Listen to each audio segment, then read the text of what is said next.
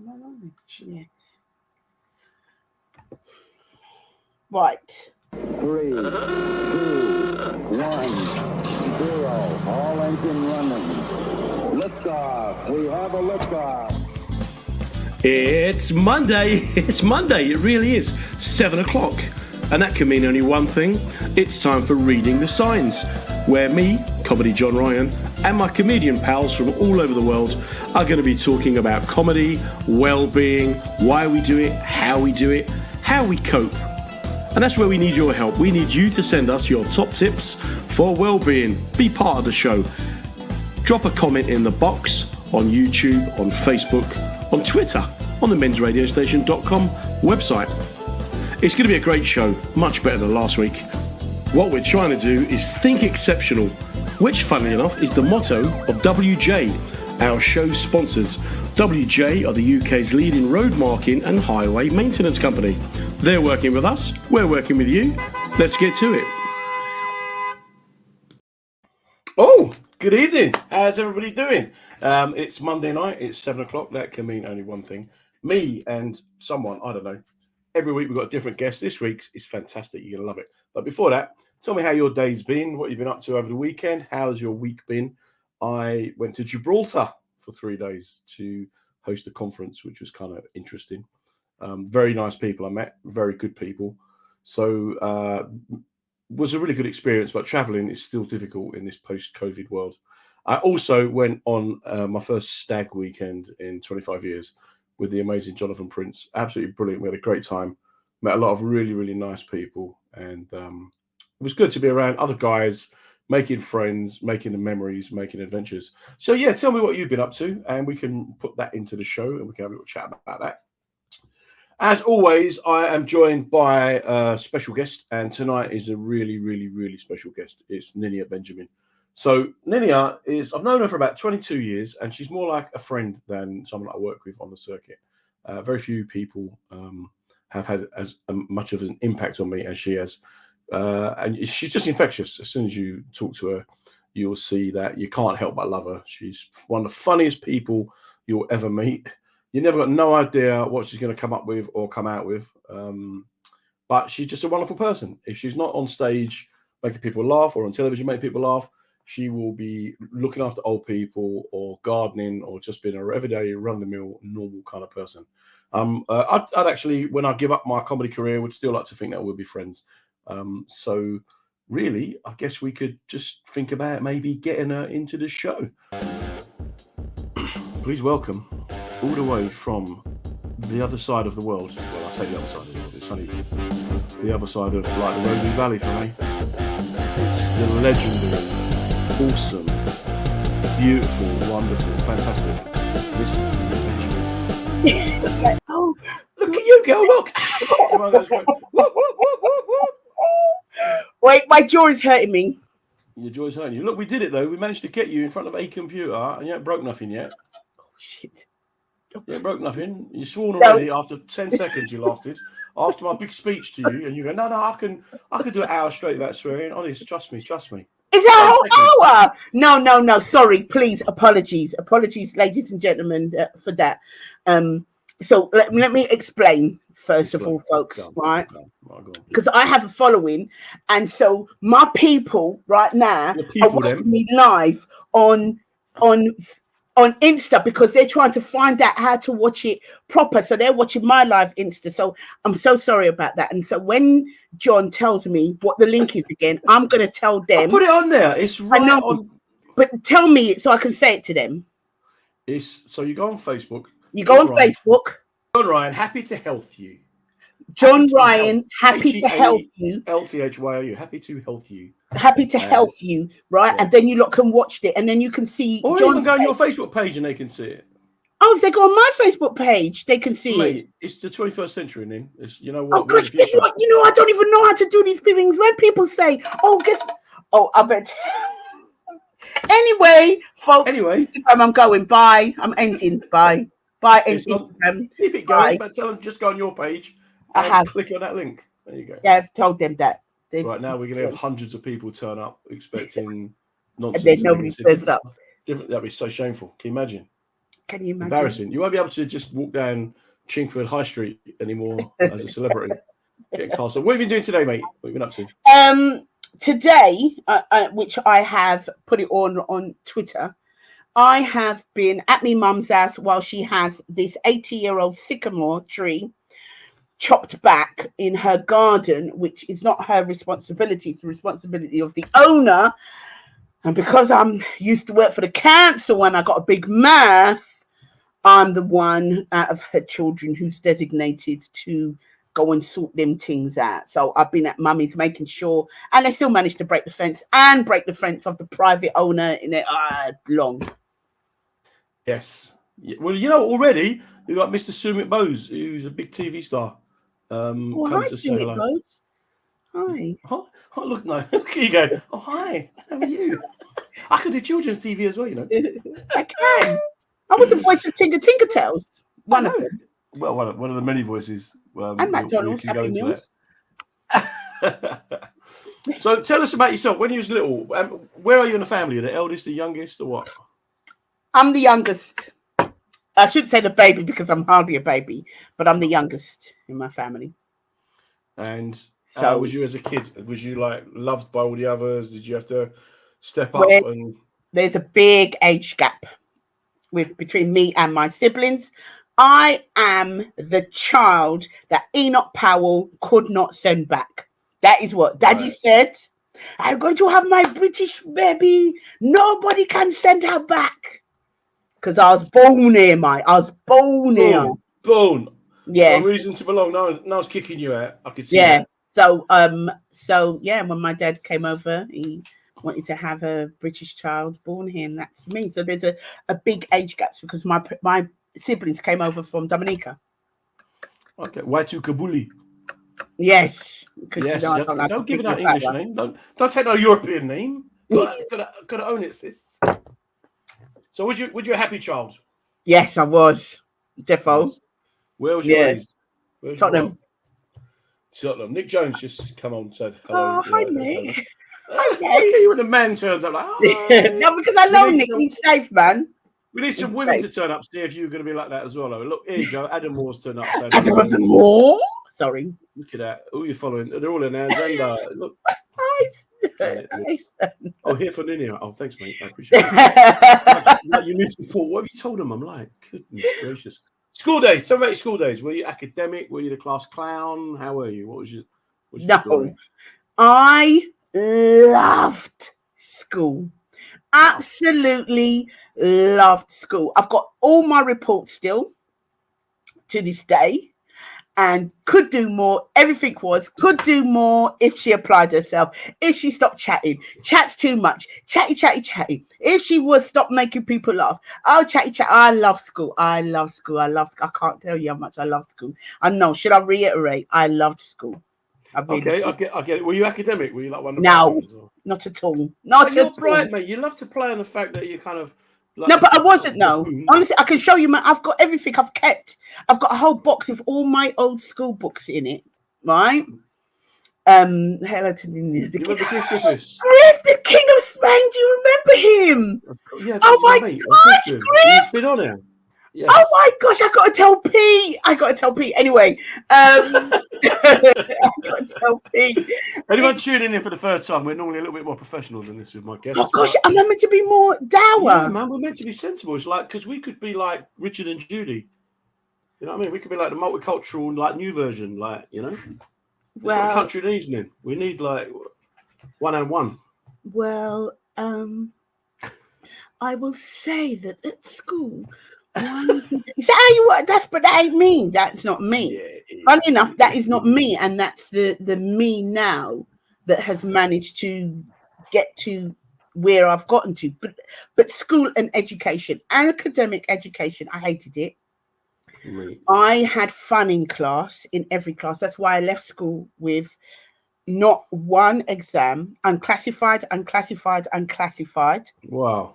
I am beyond the GCSEs. I did CSEs, mate. Okay. And I just played in classes. I didn't learn nothing. Dating yourself a little bit there, mate. I know, I really am. I could tell you what I have. I tell you what I remember from general science. It's so funny. There was a comic. There was a comic who did a bit about you when you do your combined science, going to comprehensive.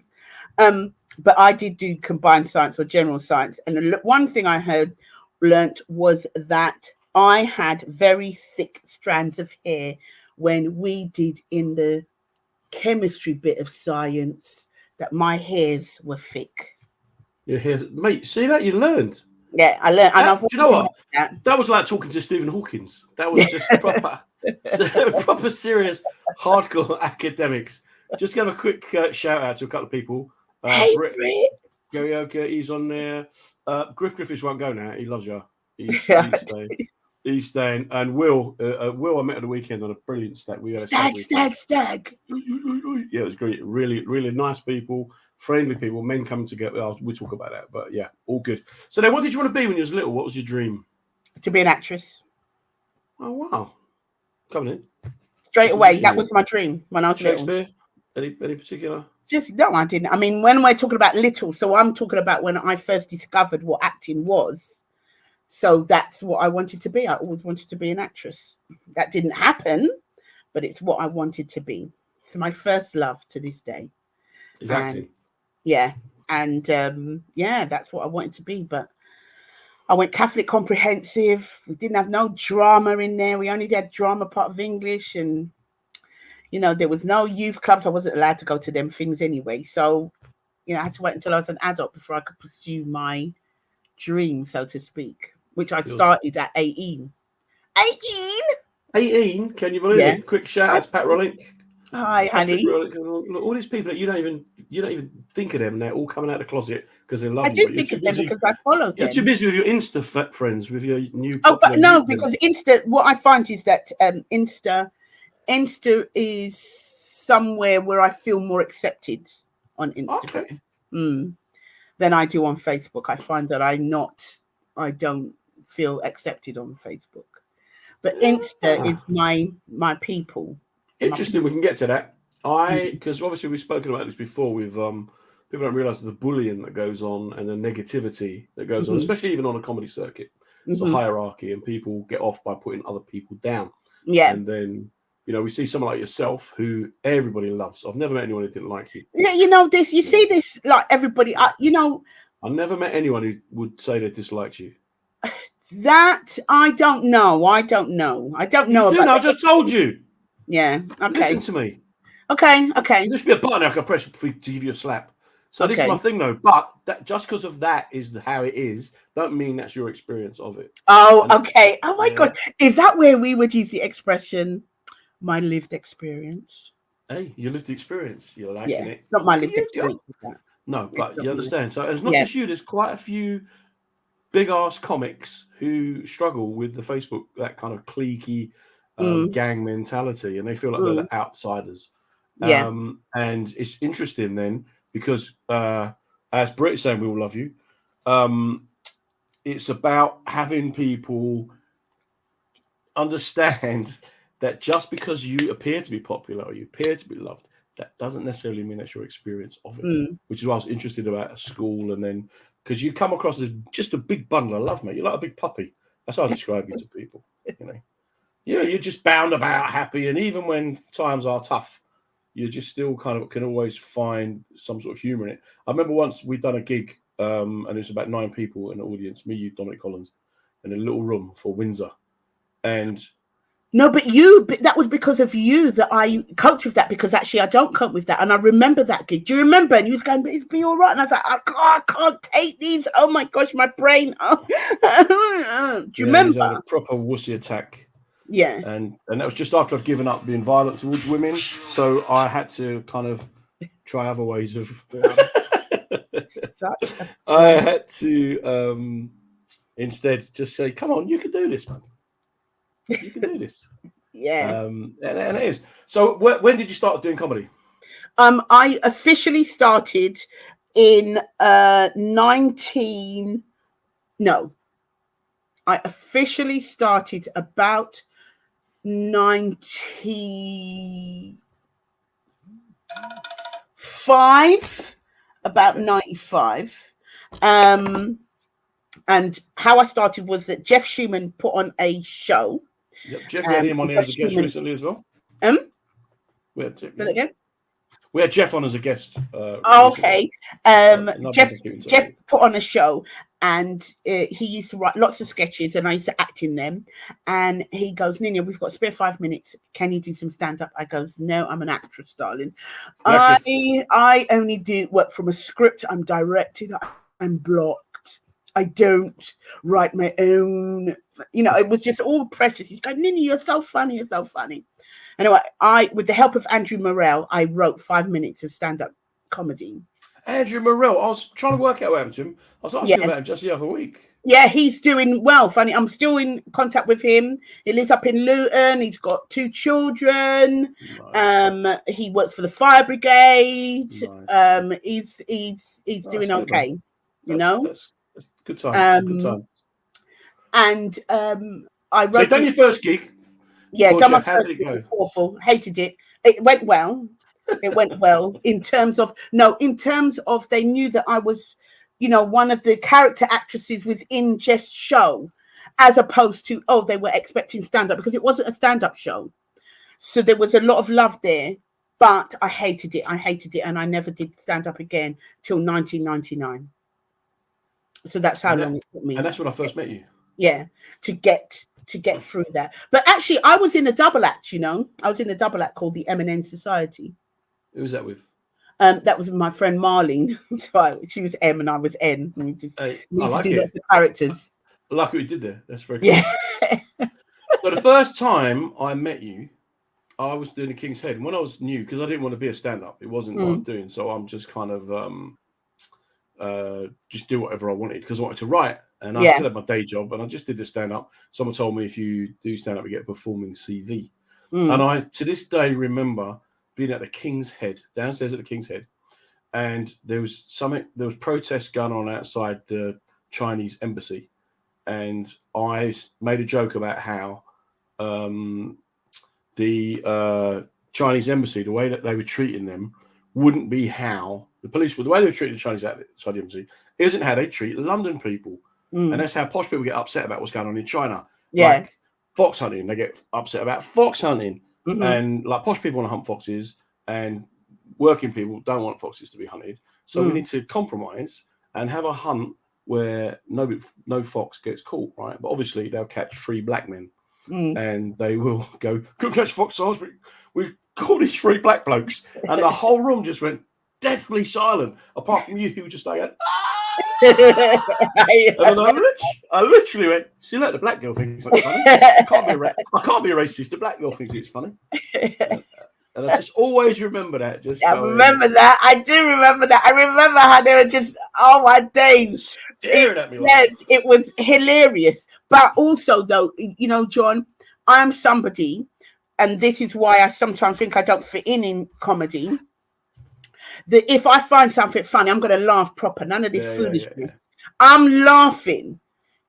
I'm laughing and enjoying myself. But sometimes I will laugh if somebody is rubbish, because I'm laughing going, oh my days, what brainstem are they in that they don't realize that this is foolishness that they're saying, and this is not even remotely funny. And I find that funny that they don't know that it's not funny. But then comedy is subjective. But yeah, but also because you're from the real world, like you've had proper jobs, haven't you? Yes. Oh my gosh. I said to people at the height of my famality, if that's such a thing, at the height of 3 Non-Blondes, right? I used to say to people, I still got to go into Lidl's with my mum. Yeah. So there was none of this, oh my gosh, you're on telly now. That's when we were on telly. Because it was big, wasn't it? 3 Non-Blondes was on Channel 4. You used to get a good audience in. Yeah, it was. It was on BBC One, BBC Two, and on BBC Three, which was BBC Choice, and we were one of the ones that launched it. And my mum still wanted to go Lidl's, and Netto, and Quick Save. That's how long ago. So that kind of whatever fame is was a misnomer, really, at the time. So what's your favorite job you've done outside of comedy? Now we're talking about stand-up comedy or any job, even if it includes any job. Gosh, this is so controversial and he's tainted it now.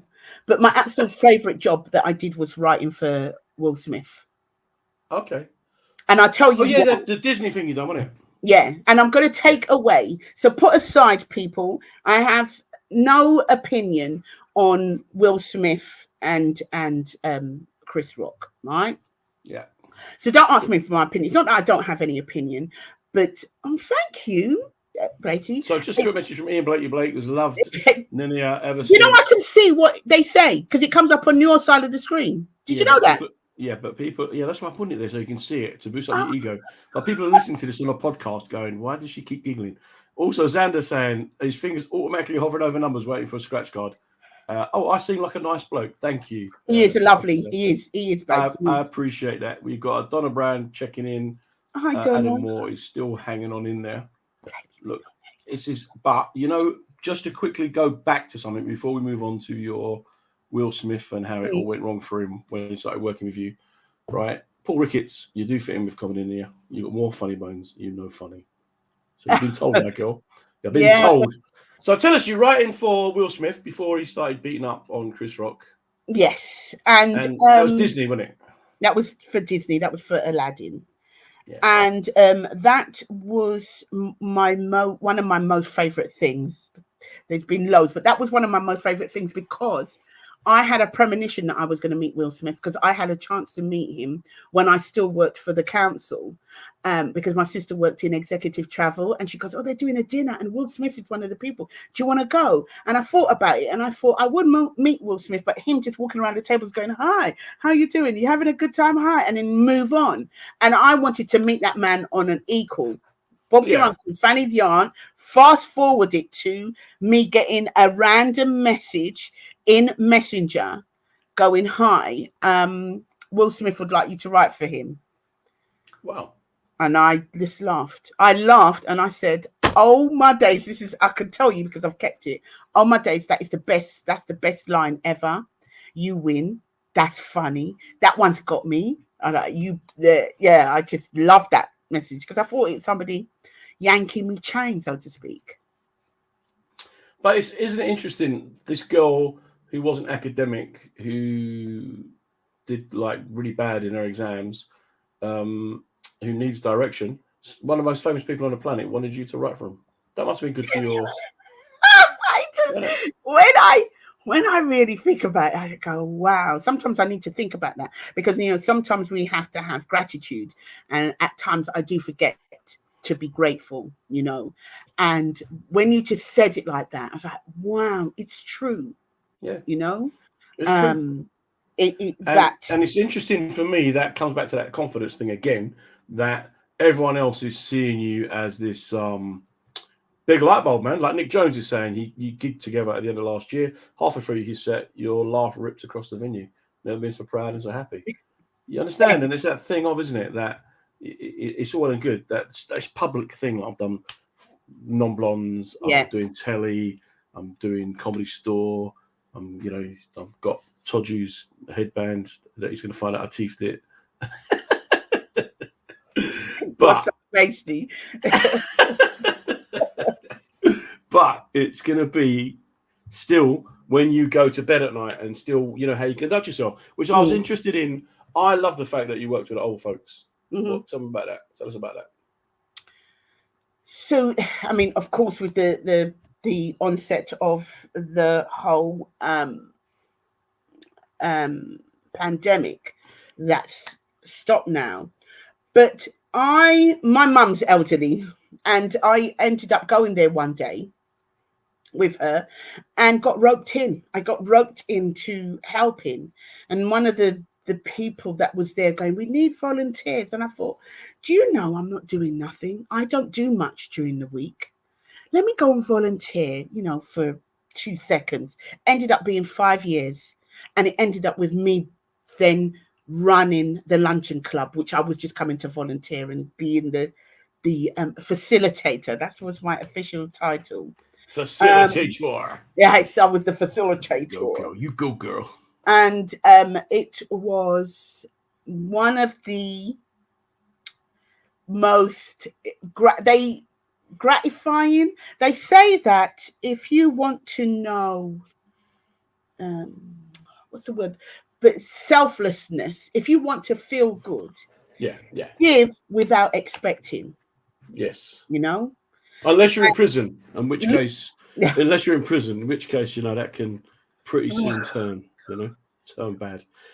The act of giving actually makes people feel good about themselves. Christmas, you give Christmas presents, and you feel good to give someone a present, which reminds me, you've never bought me a Christmas present. But there can also be, not necessarily, but there can also be a feel of expectation to get something back.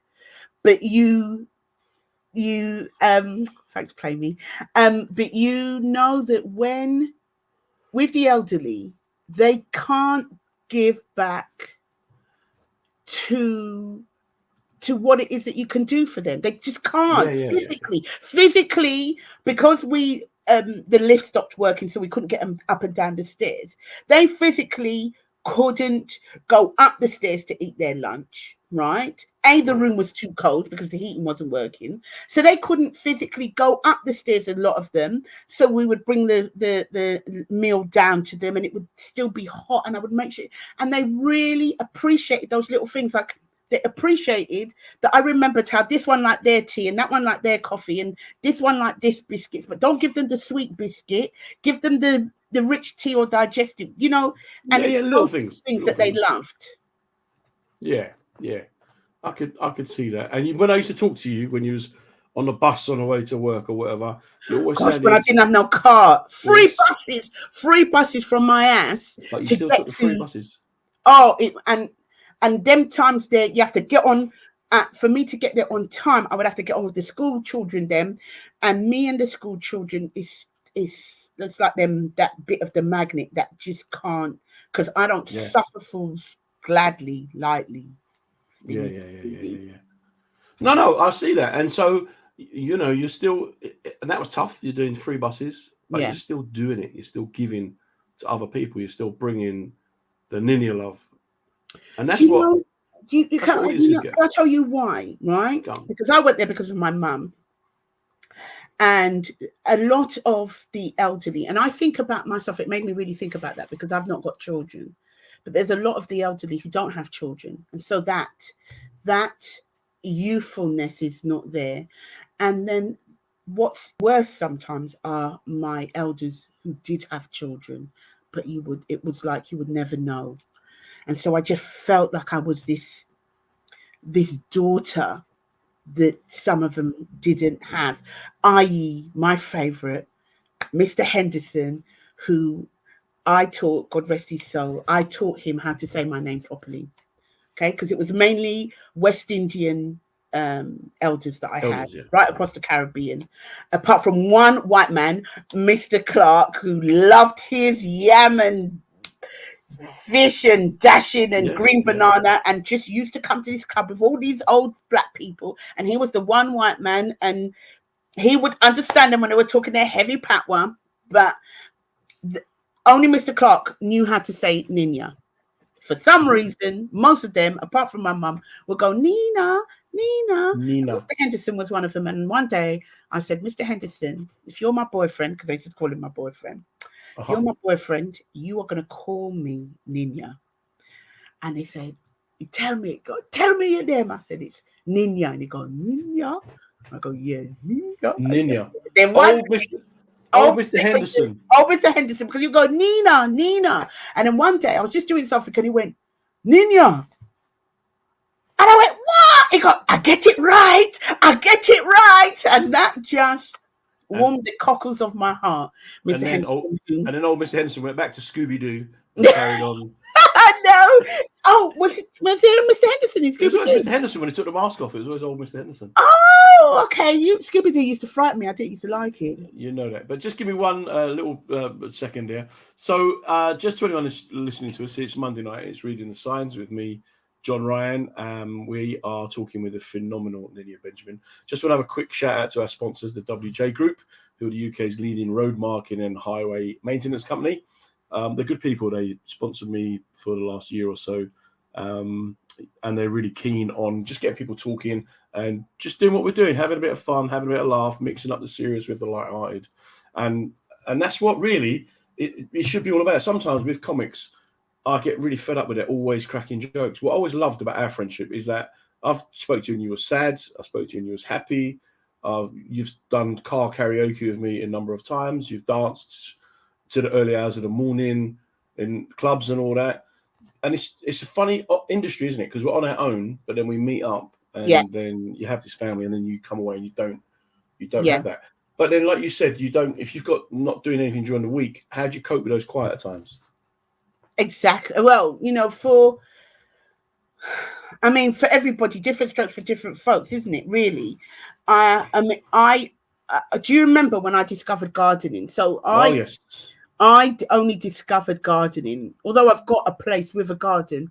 I've only just been gardening maybe in the last 7 years, and I've been living here nearly 20 years.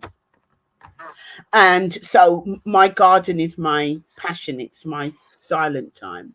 But it's hard, and I can understand why people can maybe go into divisive addictions. Although I may have a garden, I still struggle with food. I wear my unhappiness sometimes, because I'm an eater. Nice. And I wear my unhappiness. Yeah, I wear my unhappiness because I eat, and that's how I cope. And if I'm in a good place, then I don't rely on food. And if I'm not in a good place, then food will give me something I perceive to fill that void. So I don't ever want to preach to people about what they should or shouldn't or could or can do. All I can say is that within yourself, when you're ready to find it, you will find it. Like, I remember that time that when I lost a load of weight, I was ready to find it, and then I lost it again. This is just to find what I can tell you with age, because I started this when I was 33, yeah?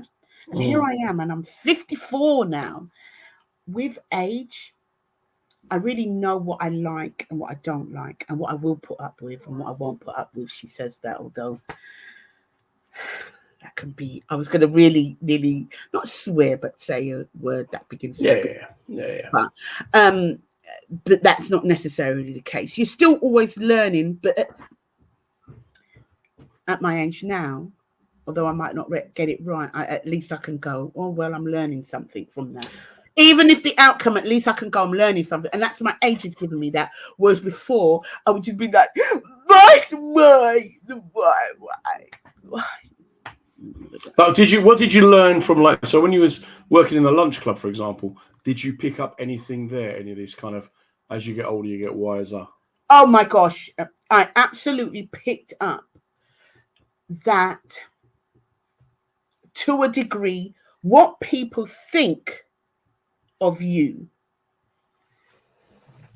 is their business, or as the Jamaicans would say, for them business.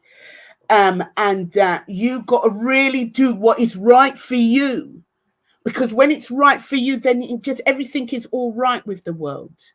So when they got their dinner, and I know this is going to sound like I'm trivializing it, but it's not. It's like they would just go, the food cold. They wouldn't have to skirt around to go, oh, I'm sorry. And if you take that analogy further on, when you cut back at some of the foolishness that you might say, it's just that I learned that abrasiveness, or that can lead you further into life, because you're more direct, because you understand that directness can get you to a place that makes you feel at one, and when you feel at one, you can give a better you to other people. And that's something that I really learned that from them saying, cool. Sometimes they wouldn't go, the food is cool, and then you'd have to just go and heat up. But you see, you can stand on stage in front of thousands of people, right? Make them laugh, and then you take one person that could upset the apple cart, right? Yeah.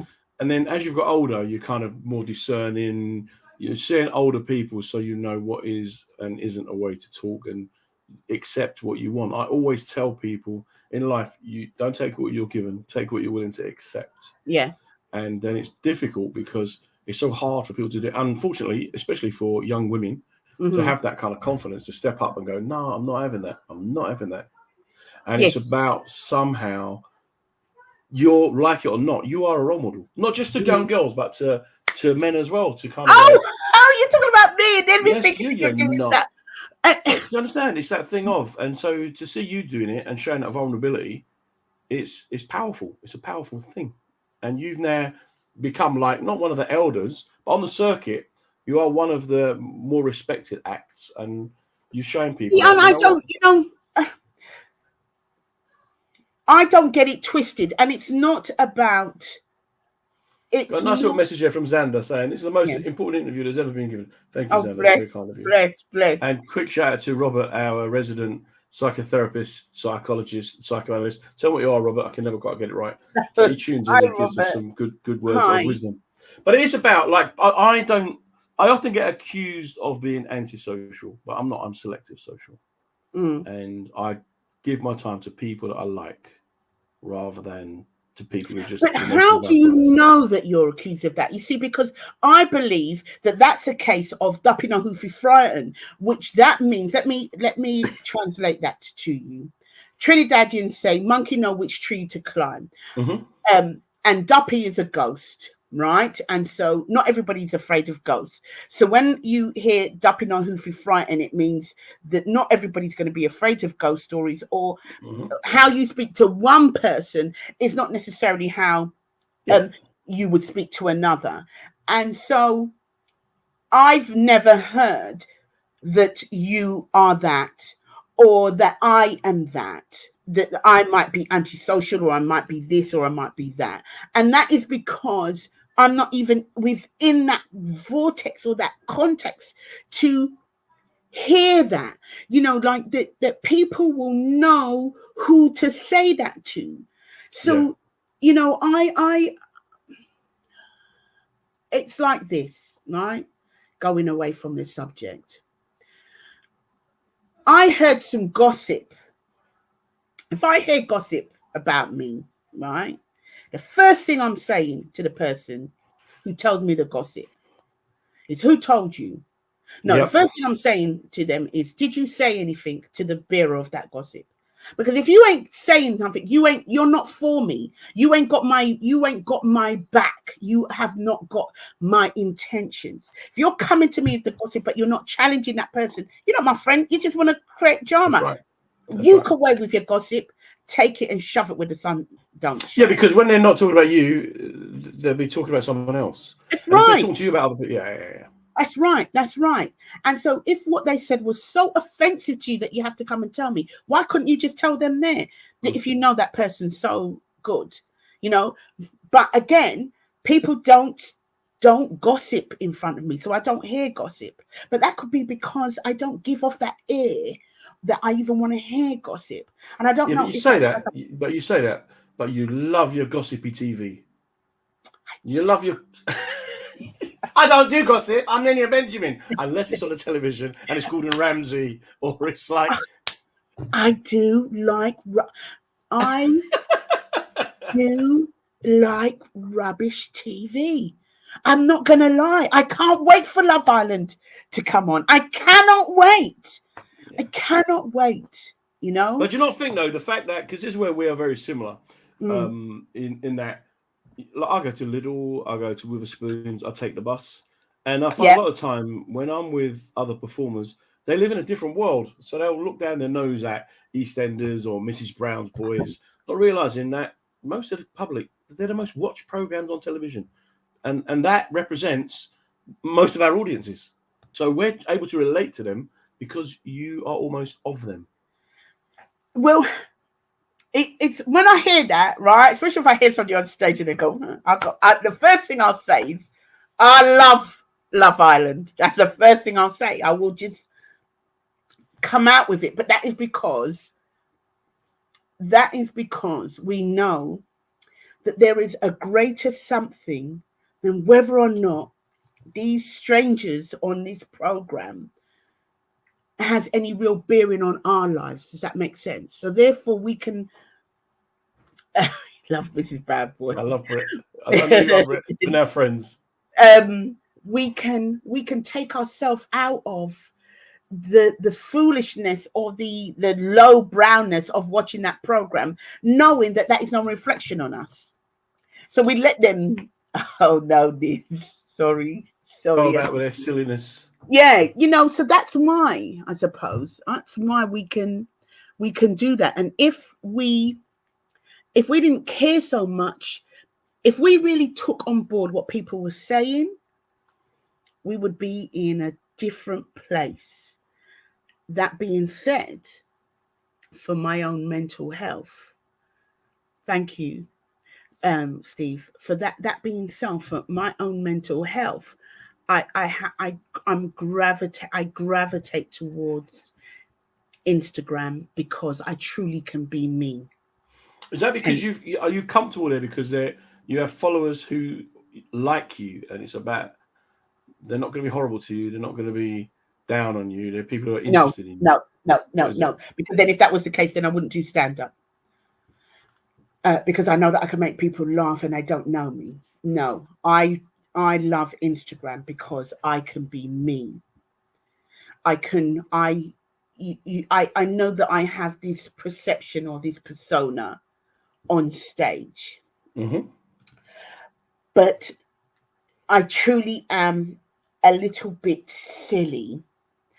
And I like silly things, and I like playing the fool, and I like weirdy things, and I like rubbish sometimes, and I love people that love what I love, and they just get me. And when I say they, I may have 2,000 followers, but when I go live, that's why we're called Ninia's Ninjas. When I go live, babes, it's my hardcore people, them, and there's only about 8-10 of us. There's only 10. There's 10 of us who get me. Yeah, but then Jesus only had 12, mate. So well, you've just got decimal. That's all it is. Well, and look, that's all about decimalization. Exactly. Look at that. I remember when we did that one in maths. I hated it. Yeah, that one. Look, Britt again is saying Instagram has a more intimate feeling. Maybe that's it. Yes, it does. Yeah. You've touched on that. Then how do you get through the darker times? Like what happens when the sadness comes, or when? Funny enough, the sadness has come in front of my flipping members. They've helped me through that, and when I'm really in my brainstem, which funny enough I have been recently, how do I cope? Is eating coping sometimes? At the moment, the thing is, what I'm not doing is I'm not sleeping properly, not sleeping at all. Okay. I mean, right now, so I'm really tired. I only went to bed early, 12:30, because I had to be at mummy's for 7:30, and the traffic is murder. So I didn't go to bed till 12, and I was up at 5:30, so that I could be at my mum's for 7:30. I've been going to bed at 4:45, 4:30 in the morning, and maybe waking up at 9.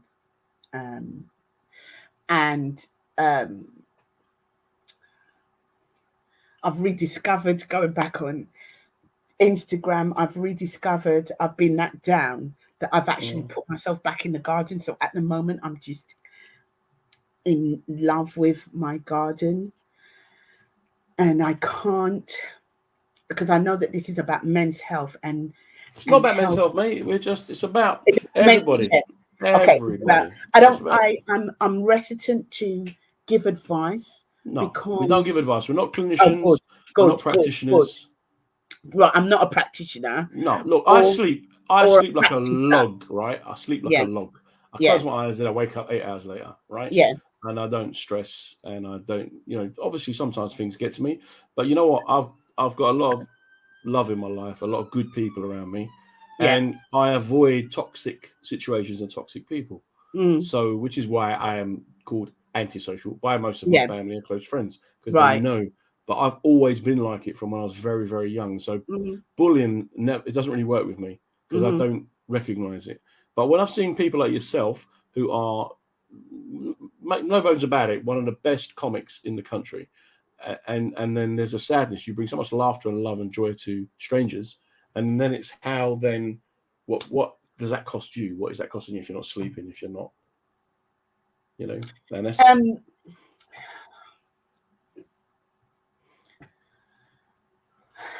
I don't know, my cat, my dreaming about when I your get cat that you want to kill, right?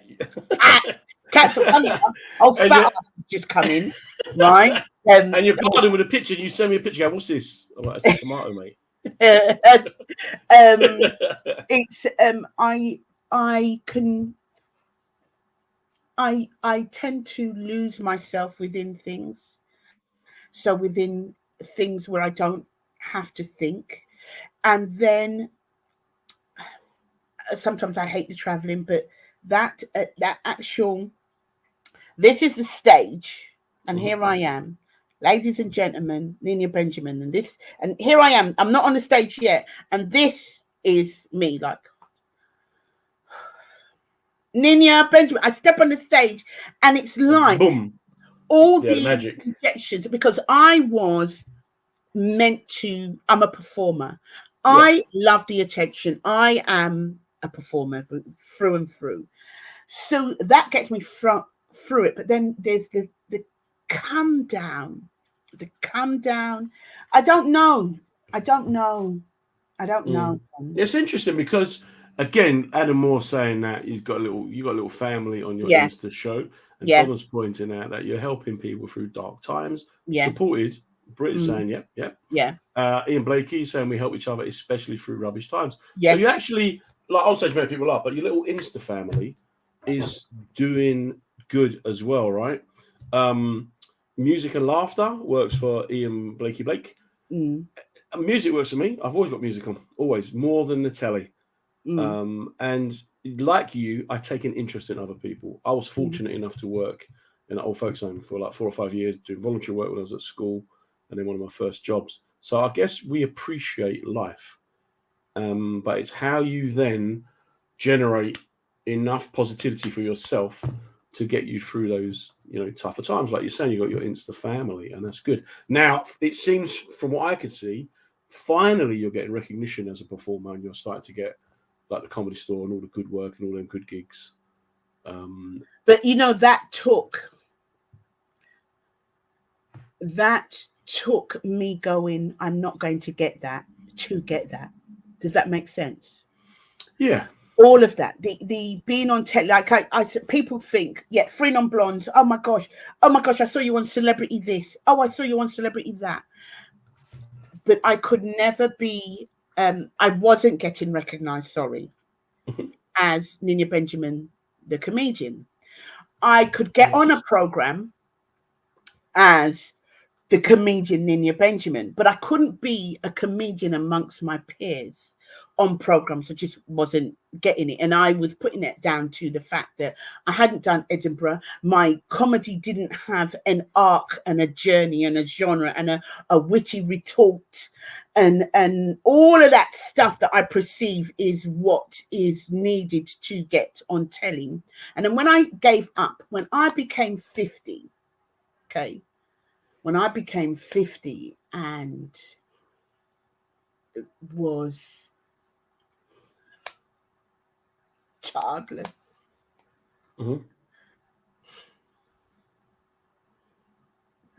much bigger than I am now.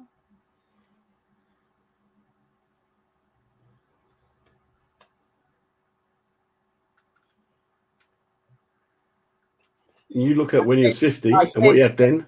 I said that this, sod it. Yes. Sod this. I'm going to just go out there and do me. The light bulb moment, that's called. Yeah. And that's what I did. I just went on and I did me. I said, this is what makes me happy. I said, I'm going to go on that stage and I'm going to do what I want to do. I don't care about the audience. And it's not that I don't care about the audience, because that sounds like I really don't care.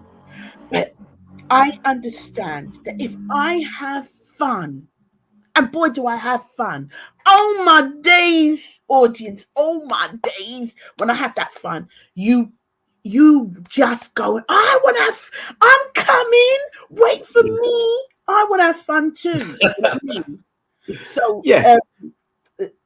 So that kind of turned, and through that turning, there was just something about me on stage, and then these other stuff came. Then it all started to click into place. You found your voice. You learned not to care. Yeah. You got that maturity. Yeah. You got them big red silk knickers that you got on the washing line behind you. You know, you're so bright. Do you know when somebody is bright? Do you know you're so bright? Honestly, oh my days. But you see now, you've now found your voice. You found yourself, and it's that thing of, well, what comes next? Because I only see bright things for you, mate. You should be, if you wanted, you should be in film. You should be on television. You could be making a difference, and you are making a difference. Do you know? The one thing I've learned from that was that what comes next is for me to, I would love to do that thing where people go, I love myself. I want to be able to say that and mean that. I truly want to be able to see those words and mean it. Like, for instance, how I can say, because I've only just learned how to really put my makeup on properly. And I've just learned at my big old hardback age how to put false eyelashes on myself. Okay. And I can look at my face and go, oh my days, I love my face. And I want to be able to say that about me. And I do. This is kind of the juxtaposition between being intelligent, right, and understanding your mind, that you know that it is like that. That I do understand that there is something about me that people get and they love. I understand that, John. Mm-hmm. Yeah. But equally, I don't believe that of myself sometimes. And that I know that those two things, it's like the sword hanging over my head. It's like I get it and I don't get it equally, and I can't explain it. Maybe your friend who's a psychologist was the one. No, I think Ian Blake has just got it. Ian saying he seriously thinks sometimes our worst enemy is ourselves, the inner negative voice. Best way to challenge it is to think, would you say what you're thinking to your best friend? If your answer is no, then why would you think that about yourself? And that's very deep, Ian. Yeah. I don't know you, but that's Blakey. You've got some deep family going on there, girl. Yeah. And yeah, like Donna's saying, she can see you're a great entertainer. I've got so much time for her. Yeah, films, comedy, agony aunt, advocate, anything. And that's the thing, I guess. Maybe. Sorry, big boy. You can't call me that when we're live. Sorry. In the window, he wants to get out, but he's gonna have to wait. He's gonna have to wait. He's gonna learn because Mama's busy. Who don't hear must feel. Sum it up, right? What's the thing? What are you gonna say to people then? Is it lose yourself, make yourself busy? How do you get through those tough times? How can you instill it? If I tell you that normally, like, because I give top tips every week that people give me, and I pass them on. One of mine, I think, applies to yourself is being in the present. You're very good at being in the moment, and you enjoy life. You enjoy those good times, and then you hurt in the bad times. But it's about reframing them unhelpful thoughts. But maybe you've got some more Dominican words of wisdom. The one thing I do know is that I do understand that sometimes I'm going to be down, and to accept that. Yes. If you don't, because you see, if I don't accept it, then it's going to hurt even more as I try and fight it. I'm just going to, no, I got.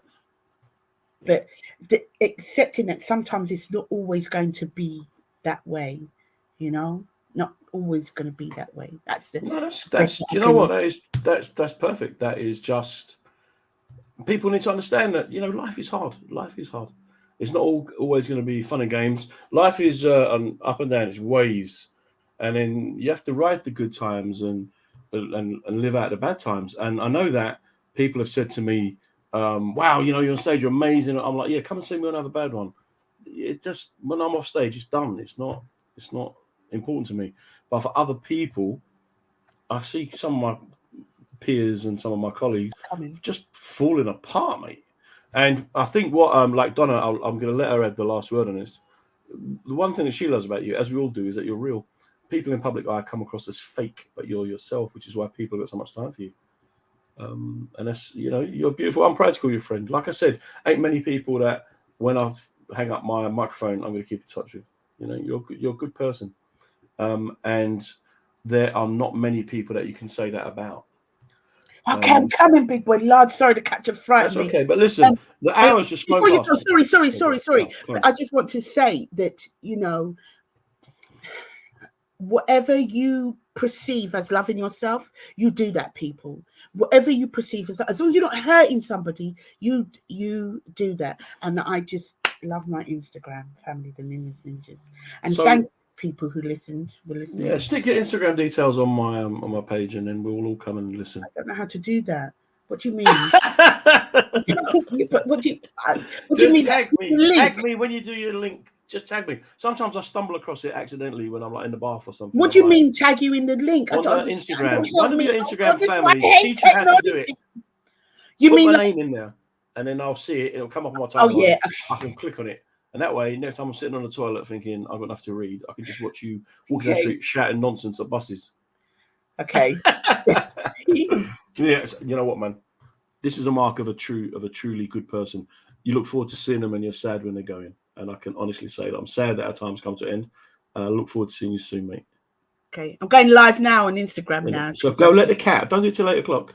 But go let the cat out before he starts messing up your windowsill. And on behalf of everyone, take care. Thank you so much. Absolute pleasure. Thank you, John. Thank you, Vibes. Thanks, mate. Cheers. And that was the amazing Ninia Benjamin. Like I say, genuinely, I could just spend hours with her. We've had some hilarious car journeys because, like we said, we don't sit gossiping. We have a little sing-song in the car. And then, after a gig, instead of talking to people going, "Oh, wasn't I brilliant?" we'd go off and have a little two-step dance. And not lose sight of the fact that we're just people like everybody else. Every week, Monday night, 7 o'clock, we are here with a different guest each week. And they're always very, very interesting people. I always try and pick nice people as well, because I think it's good that everyone gets an opportunity to do that. If you are having trouble, because let's be honest, sometimes life can be tough. If you are having trouble, there are places you can go and get help. There are people that you can talk to. I would recommend Time to Change. Have a look at their website if you need help with any issues that you've got at all. Time to Change will end mental health discrimination, and Mind are all about raising awareness. No one has to face a mental health problem alone.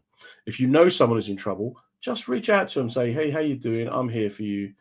And if they can't reach out to you or reply to you, don't take it personal, because when people are struggling, they're struggling. It's like if you've got food poisoning, you ain't got time to be please and thank you.